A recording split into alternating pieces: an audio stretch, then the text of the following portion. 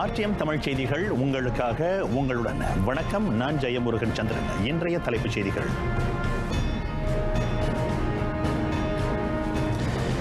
Ukraine மீது தாக்குதலை தொடங்கியது ரஷ்யா. போரை நிறுத்தும்படி உலக சமூகம் மாஸ்கோவுக்கு வலியுறுத்தல்.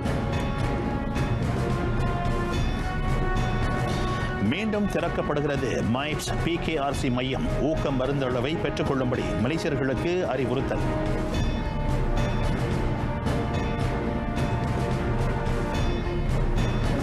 கம்போடியாவுடன் இருவழி வர்த்தகத்தை மேம்படுத்த மலேசியா விருப்பம். ஹலால் செம்பன ஏற்றுமதிக்கு வாய்ப்பு.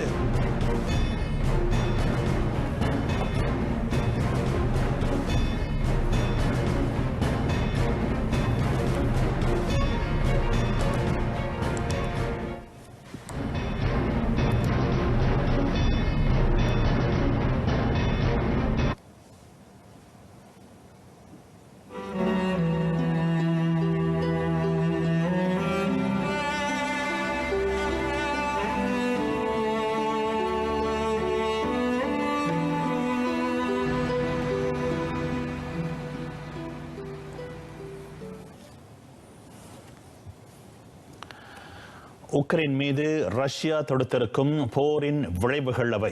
மேற்கத்திய நாடுகளின் கோரிக்கைகளை புறந்தள்ளி அந்நாட்டின் முதன்மை நகரங்களை குறிவைத்து பல்முனை தாக்குதல்களை நடத்தி வருகிறது ரஷ்யா. போரை நிறுத்த உதவும்படி உலக நாடுகளை வேண்டுகிறது யுக்ரைன். அதேவேளை பாதிப்புகளிலிருந்து தப்பிக்க மக்கள் கியேவ் நகரத்தை விட்டு வெளியேற தொடங்கியுள்ளனர். யுக்ரைன் முழுவதும் உள்ள ராணுவ தளங்கள் மீது ரஷ்யா ஏவுகணை தாக்குதல்களை நடத்தி வருகிறது. துறைமுக நகரத்திலும் ரஷ்ய ராணுவ வீரர்கள் தரையிறங்கிவிட்டனர். ஏவுகணை தாக்குதல்களால் தென் நகரங்களான ஒடேசாவும் மரேப்போவும் அதிர்கின்றன. யுக்ரைனின் மத்திய நகரை கடந்து செல்லும் போலீஸ் மருத்துவ ஊர்திகளின் சைரன் ஒலி அங்கு நிலவும் பதற்றத்தை படம் பிடித்து காட்டுகின்றன.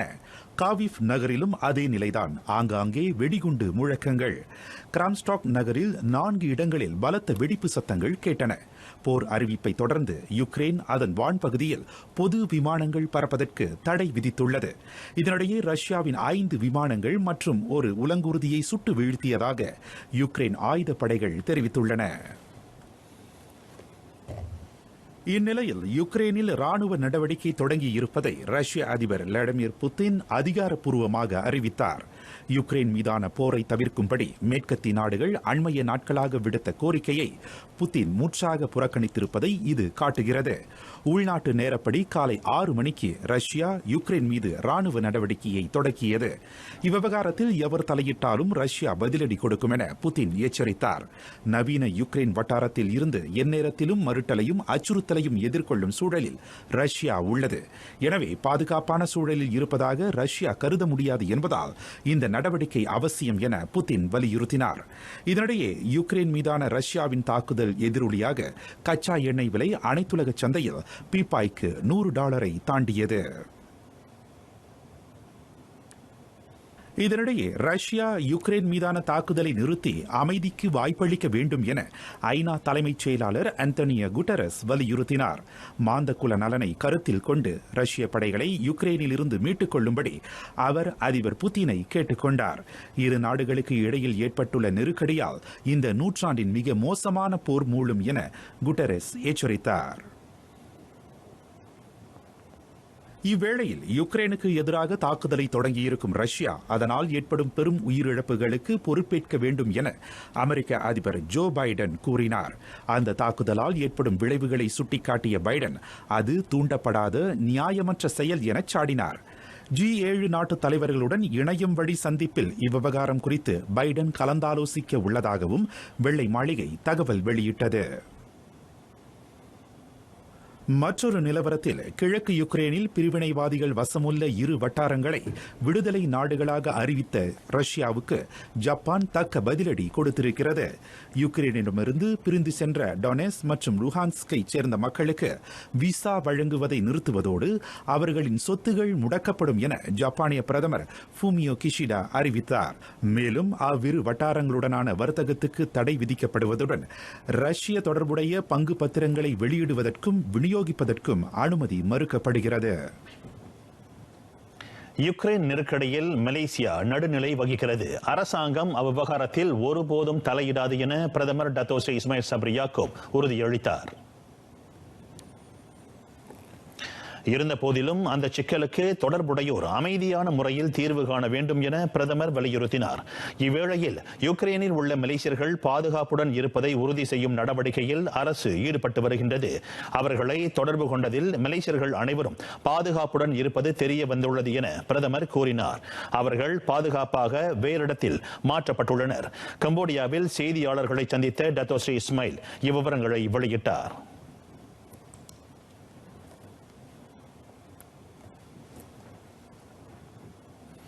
மலேசியாவும் கம்போடியாவும் இருவழி வர்த்தகத்தை மேம்படுத்திக் கொள்ள ஆர்வம் தெரிவித்துள்ளன. கம்போடியாவுக்கான செம்பனை எண்ணெய் ஏற்றுமதி அதிகரித்து அந்நாட்டில் இருந்து அரிசி இறக்குமதியை கூட்டுவதற்கு பிரதமர் விருப்பம் தெரிவித்துள்ளார். அத்துடன் தகவல் தொழில்நுட்பம், நிதி தொழில்நுட்பம், இணைய பாதுகாப்பு, சிறு நடுத்தர தொழில்துறை, தொடக்க வாணிகம் ஆகியவற்றிலும் ஒத்துழைப்பை அதிகரித்துக் கொள்ள மலேசிய கம்போடிய தலைவர்கள் இசைந்துள்ளனர்.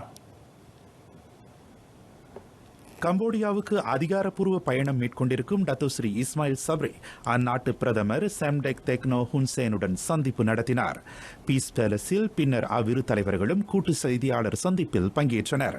அப்போது பேசிய பிரதமர் மலேசியாவுக்கும் கம்போடியாவுக்கும் இடையிலான இருவழி வர்த்தகம் இன்னமும் குறைவாக இருப்பதாகவும் அதனை மேம்படுத்துவதற்கான சாத்தியங்கள் இருப்பதாகவும் கோடிக்காட்டினார். அவரை தொடர்ந்து பேசிய ஹுன்சேன் கம்போடியாவின் அரிசி ஆலைத்துறையில் ஈடுபட மலேசிய முதலீட்டாளர்களுக்கு அழைப்பு விடுத்தார். கம்போடியாவில் ஹலால் தொழில்துறை மேம்பட்டு வருவது குறித்து மகிழ்ச்சி தெரிவித்த டத்தோஸ்ரீ இஸ்மாயில் சப்ரி அதன் வளர்ச்சிக்கு பங்களிக்க மலேசியா ஆர்வம் கொண்டிருப்பதாகவும் குறிப்பிட்டார்.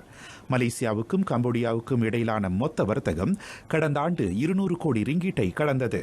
முந்தைய ஆண்டை காட்டிலும் இது 13.14 விழுக்காடு அதிகம். இதனிடையே மியன்மார் விவகாரம் குறித்து ஆசியான் நடப்பு தலைவருமான கம்போடியாவுடன் பிரதமர் மேலும் விரிவாக கலந்துரையாடினார். மியன்மாரை அண்டை நாடாக மட்டுமின்றி போற்றுதலுக்குரிய ஆசியான் நாடாகவும் மலேசியா கருதுகிறது. ஆசியான் 5 அம்ச உடன்பாட்டுக்கு ஏற்ப மியன்மார் மீட்சி காண வேண்டும் என மலேசியா விரும்புவதாக டத்தோஸ்ரீ இஸ்மாயில் சப்ரி தெரிவித்தார். மியன்மார் மக்களின் நன்மைக்காக அந்நாடு தொடர்ந்து வளர்ச்சி காண வேண்டும். அத்துடன் வளப்பம், அமைதி, நல்லிணமிக்க சூழலில் அந்நாட்டு மக்கள் வாழ வேண்டும் என்பதே மலேசியாவின் அவா. ரோஹிங்யா அகதிகளுக்கு அடைக்கலம் வழங்கி வரும் மலேசியா உள்ளிட்ட நாடுகள் எதிர்கொண்டிருக்கும் சவால்கள் பற்றி கம்போடிய பிரதமர் ஹுன்சேனுடன் டத்தோஸ்ரீ இஸ்மாயில் சப்ரி இவ்வாறு பகிர்ந்து கொண்டார். மற்றொரு நிலவரத்தில் கம்போடியாவில் உள்ள மலேசிய சமூகத்தவர் வழங்கிய விருந்து உபசரிப்பிலும் பிரதமர் கலந்து கொண்டார். அந்நிகழ்ச்சியில் பேசிய அவர் மலேசியா விரைவில் அதன் அனைத்துலக எல்லையை திறக்கும் என உறுதியளித்தார். அத்துடன் வெளிநாடுகளில் உள்ள மலேசியர்கள் தாயகம் திரும்புவதற்கான நடைமுறைகளும் எளிதாக்கப்படும் என்பதை அவர் கோடிக்காட்டினார்.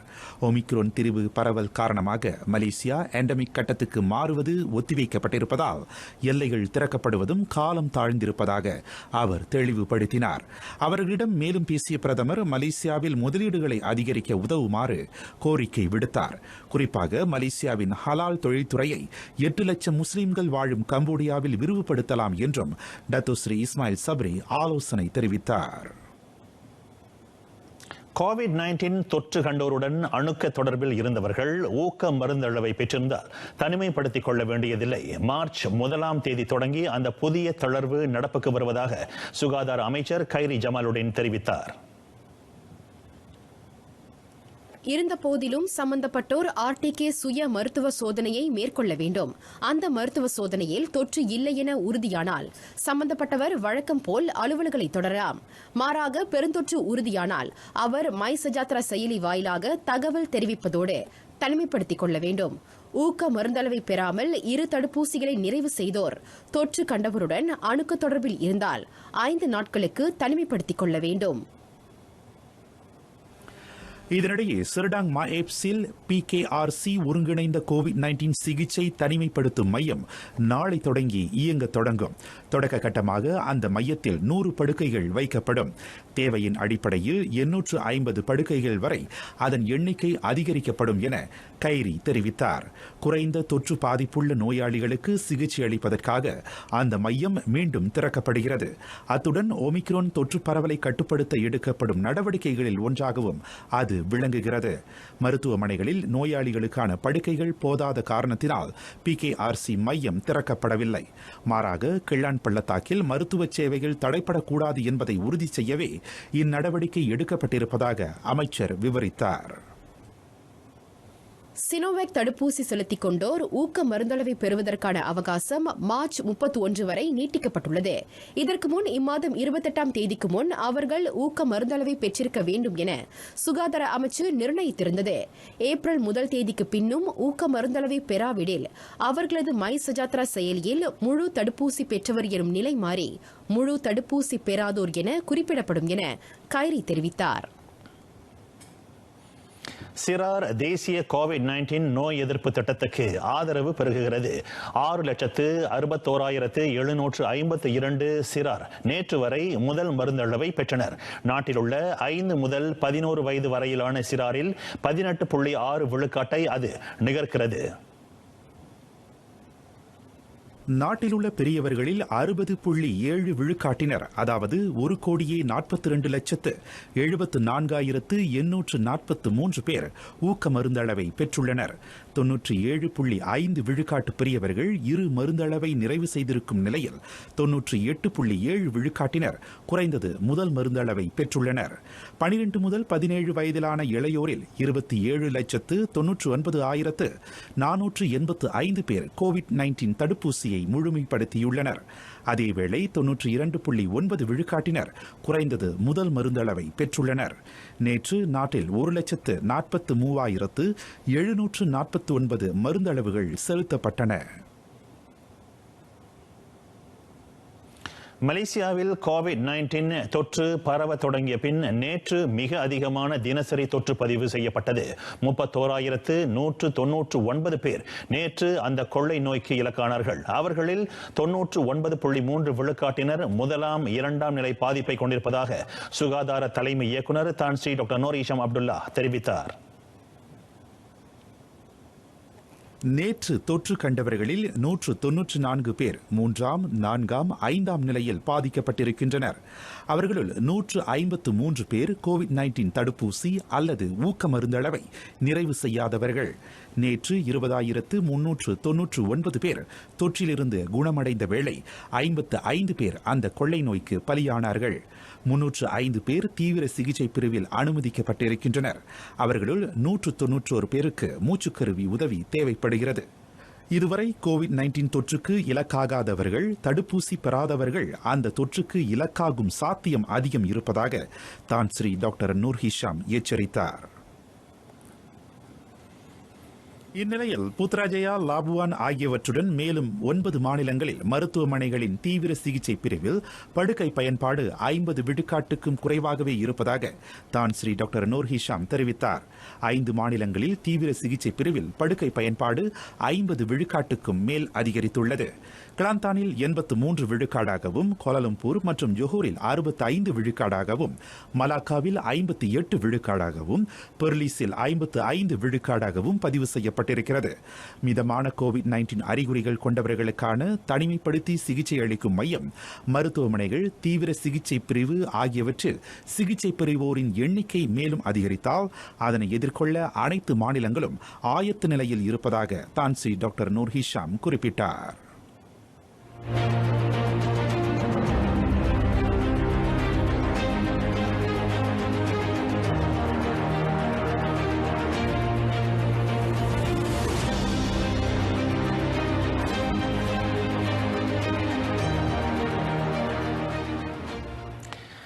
நாளை மறுநாள் 15வது ஜொஹோர் மாநிலமன்ற பொதுத் தேர்தலுக்கான வேட்புமனு தாக்கல். அதில் போட்டியிட விரும்புவோர் மனுக்களை காலை 9 மணி தொடங்கி 1 மணி நேரத்தில் தேர்தல் நிர்வாக அதிகாரிகளிடம் சமர்ப்பிக்க வேண்டும். இதுவரையில் 894 வேட்புமனு படிவங்கள் விற்கப்பட்டிருப்பதாக தேர்தல் ஆணைய செயலாளர் டத்தோ இக்மால் ருடின் இஷாக் தெரிவித்தார். 56 தொகுதிகளில் அமைக்கப்பட்டிருக்கும் வேட்புமனு தாக்கல் மையங்களில் அவர்கள் அந்த படிவங்களை சமர்ப்பிக்கலாம். வேட்பாளர், வழிமொழிவோர், முன்மொழிவோர் அல்லது அவர்களுள் இருவர் அல்லது அவர்களில் ஒருவர் படிவத்தை தாக்கல் செய்யலாம். தேர்தலில் களம் காண விரும்புவோர் படிவத்தை பூர்த்தி செய்து ஜொஹோர் மாநில தேர்தல் நிர்வாக அதிகாரி அலுவலகத்தில் சரிபார்க்கும்படி வலியுறுத்தப்படுகின்றனர். வைப்புத் தொகையையும் அவர்கள் முன்கூட்டியே செலுத்த வேண்டும். அதற்கான ரசீதை வேட்புமனுவை தாக்கல் செய்யும் போது அவர்கள் உடன் கொண்டு செல்ல வேண்டும். வேட்புமனு தாக்கல் சுமூகமாக நிறைவுறுவதை அது உறுதி செய்யும். அரசியல் கட்சி வேட்பாளர்கள் கட்சி சின்னத்தை பயன்படுத்துவதை அனுமதிக்கும் கடிதத்தையும் வேட்புமனு தாக்கலின் போது சமர்ப்பிக்க வேண்டும். வேட்புமனு தாக்கல் மையத்துக்குள் நுழைய வேட்பாளர், முன்மொழிவோர், வழிமொழிவோர் மட்டுமே அனுமதிக்கப்படுவர். ஆதரவாளர்கள் அங்கு கூடுவதற்கும் ஊர்வலம் நடத்துவதற்கும் அனுமதி இல்லை. ஜொஹோர் மாநிலமன்ற தேர்தலில் தேசிய முன்னணி 70 விழுக்காட்டுக்கும் மேற்பட்ட புதுமுகங்களை வேட்பாளர்களாக களமிறக்குகிறது. 56 சட்டமன்ற தொகுதிகளில் போட்டியிடும் வேட்பாளர்களில் 80 விழுக்காட்டுக்கும் மேற்பட்டோர் உயர்கல்வி தகுதி கொண்டவர்கள் என பாரிசன் நேஷனல் தலைவர் Dato Sri doctor Ahmad Zahir Hamidi தெரிவித்தார். தேசிய முன்னணி வேட்பாளர்களில் 80 விழுக்காட்டுக்கும் அதிகமானோர் 55 வயதுக்கும் குறைந்தவர்கள். வெல்லக்கூடியவர்கள் வாக்காளர்களால் ஏற்றுக்கொள்ளப்படும், அதேவேளை மக்களின் ஆதரவை பெறக்கூடியவர்கள் ஆகிய கூறுகளின் அடிப்படையில் வேட்பாளர்கள் தேர்வு செய்யப்பட்டிருப்பதாக டத்தோஸ்ரீ டாக்டர் அஹமத் ஜஹீர் தெரிவித்தார். ஜொஹோர் மாநில மேம்பாட்டுக்கான தூண்டுகோலாகவும் புதிய மாற்றத்துக்கான உந்து சக்தியாகவும் அவர்கள் செயல்படுவர் எனும் நம்பிக்கையையும் அவர் வெளிப்படுத்தினார். முன்னதாக ஜொஹோர் பாரிசான் நேஷனல் தலைவர் டத்தோ ஹாஸ்னி முகமது தேசிய முன்னணி வேட்பாளர் பட்டியலை வெளியிட்டார். ஜொஹோர் மாநிலமன்ற தேர்தலில் அப்னு 37 வேட்பாளர்களையும், மாசிச 15 வேட்பாளர்களையும், மாயிகா 4 வேட்பாளர்களையும் களமிறக்குகிறது. எனினும் மாசிச வேட்பாளர்கள் பெயர் பட்டியல் நாளை உறுதி செய்யப்படும் என டத்தோ ஹாஸ்னி தகவல் வெளியிட்டார். இவ்வேளையில் ஜொஹோர் மாநிலமன்ற தேர்தலில் மாயிகா 4 தொகுதிகளில் போட்டியிட்டாலும் அவற்றில் 2 புதிய தொகுதிகளாகும். கஹாங் தொகுதியில் ஆர் வித்யானந்தனும், திங்காரோ தொகுதியில் கே ரவீன்குமாரும் மீண்டும் போட்டியிடுகின்றனர். அதேவேளை கம்பீர் தொகுதி அம்னோவுக்கும், ஸ்கூடாய் தொகுதி மாசிசாவுக்கும் வழங்கப்பட்டிருக்கின்றன. அவற்றுக்கு பதிலாக அளிக்கப்பட்டிருக்கும் கமேலே தொகுதியில் சரஸ்வதியும், புக்கிட் பத்து தொகுதியில் எஸ் சுப்பையாவும் களமிறக்கப்படுகின்றனர். சுற்றுலா திட்டத்திற்கென கடும் தொற்று தடுப்பு நெறிகளை வகுக்கும் நடவடிக்கை அத்தொழில்துறை தொடர்ந்து இயங்குவதை உறுதி செய்யும். நாட்டில் அதிகரித்து வரும் கோவிட்-19 தினசரி தொற்று எண்ணிக்கையால் சுற்றுலாத்துறை பாதிப்புறுவதை அந்நடவடிக்கை தடுக்கும் என சுற்றுலா கலை பண்பாட்டு அமைச்சர் டத்தோ ஸ்ரீ நென்சி ஷுக்ரி நம்பிக்கை தெரிவித்தார். நாட்டின் பாதுகாப்பு, சுகாதாரம், பொருளாதாரம் ஆகியவற்றை நிலைப்படுத்தும் அரசின் முயற்சியாகவும் அது அமைகிறது. சுற்றுலா தொழில்துறை வழக்கம் போல இயங்குவதை உறுதி செய்ய தகுந்த வழிவகைகள் ஆராயப்பட்டு வருவதை அமைச்சர் சுட்டிக்காட்டினார். தேசிய பாதுகாப்பு மன்றம் மற்றும் சுகாதார அமைச்சின் துணையுடன் SOPகள் பின்பற்றப்படுவது உறுதி செய்யப்படும் என அவர் கூறினார். 2022 தேசிய கைவினைப் பொருள் தினத்தை தொடக்கி வைத்த பின்னர் டத்தோஸ்ரீ நென்சி செய்தியாளர்களை சந்தித்தார். அத்திட்டத்தின் வாயிலாக அமைச்சு 1 கோடி ரிங்கிட் வருமானத்தை பதிவு செய்ய இலக்கு வகுத்துள்ளது. நக்ரிஸ் மிலான் பண்டார் ஸ்ரீ சண்டாயானில் தொட்டிலில் தலை சிக்கியதால் 15 மாத குழந்தை உயிரிழந்த சம்பவம். அது குறித்து 18 சாட்சிகள் விசாரணைக்கு அழைக்கப்பட்டதாக சிரம்பான் மாவட்ட போலீஸ் தலைவர் ACP நண்டா மாரூஃப் தெரிவித்தார். இதுவரை தொட்டிலில் உறங்கி பழக்கம் இல்லாத தனது குழந்தையை பராமரிப்பாளர் நேற்று தொட்டிலில் தூங்க வைத்ததாக குழந்தையின் தந்தை யூசரி யூசுப் குற்றம் சாட்டினார். சம்பவம் குறித்து தெரிவிக்கப்பட்ட உடனேயே அந்த குழந்தை செண்டாயான் சுகாதார கிளினிக்கு கொண்டு சென்று சிகிச்சை அளிக்கப்பட்டது. எனினும் சிகிச்சை பலனளிக்காமல் ஓராண்டு 3 மாதங்கள் நிரம்பிய நூர் ரானியா அஷீஃபா உயிரிழந்ததாக யுசரி கூறினார். இந்நிலையில் 2019 ஆண்டு முதல் இயங்கி வரும் அந்த குழந்தைகள் காப்பகம் முறையாக பதிவு பெறவில்லை என்பது தொடக்க விசாரணையில் தெரியவந்தது. குழந்தையின் பெற்றோர், குழந்தைகள் காப்பக உரிமையாளர், பராமரிப்பாளர் என 18 பேர் மீது விசாரணை தொடர்வதாக ஏசிபி நண்டா மாரோஃப் குறிப்பிட்டார்.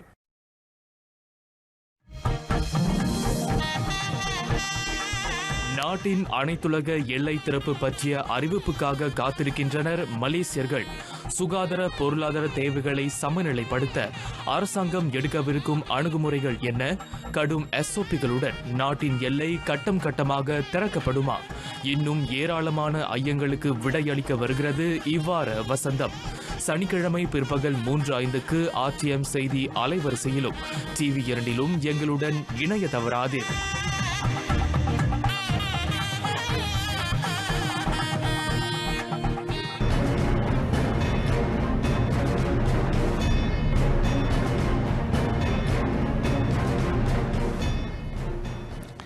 எதிர்பார்க்கப்பட்டதைப் போல் விளையாட்டு உபகரணங்களை தருவிக்கும் விக்டர் நிறுவனத்துடன் கைகோர்த்துள்ளார் தேசிய பூப்பந்து வீரர் லீ ஜியா. உலக தரவரிசையில் 7ஆம் நிலையில் இருக்கும் ஜியாவும் அந்த தைவானிய நிறுவனம் இன்ஸ்டாகிராம் பக்கத்தில் அந்த ஒத்துழைப்பை உறுதிப்படுத்தினர். இருப்பினும் ஒப்பந்த நிலவரங்களை அவர்கள் வெளியிடவில்லை. அகில இங்கிலாந்து பூப்பந்து நடப்பு வெற்றியாளருமான ஜியாவுடன் இணைந்து 2வது முறையாக பயணிப்பது குறித்து அந்நிறுவனம் மகிழ்ச்சி தெரிவித்துள்ளது. விக்டர் நிறுவனத்தின் தொழில் ஈடுபாடும் கடப்பாடும் தம்மை வெகுவாக கவர்ந்த அம்சங்களாகும் என ஜியா குறிப்பிட்டுள்ளார்.